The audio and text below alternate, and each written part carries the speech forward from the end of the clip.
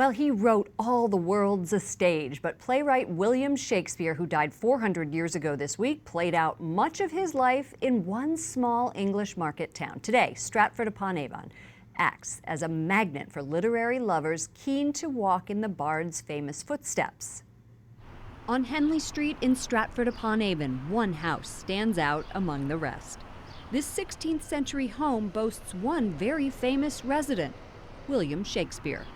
The British playwright was born in this small English village in 1564, and he died here 400 years ago. Stratford is still quite a small market town in the middle of England. It's the home of one of the greatest writers who've ever lived, whose works are translated into all the world languages as far as we know. And it's therefore a magnet to come to understand a little bit about what made William Shakespeare Shakespeare, what formed him, to find out about the history of his time, and to celebrate his ongoing legacy. The town receives 250,000 visitors a year. This is the church where Shakespeare was baptized, worshipped, and is buried. When they walk into the church, the first thing they see is a beautiful medieval parish church.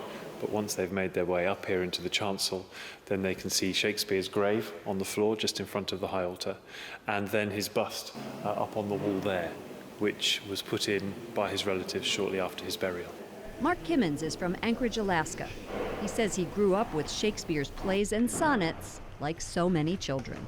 Initially, we were surprised that his grave is a little smaller than some of the tombs of others that we don't know the names of, but I was thinking that he was famous in his day, but not nearly as famous as he is now, so many years after his death.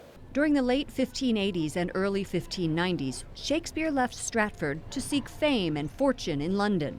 But 400 years after his death, he continues to take the town to new heights.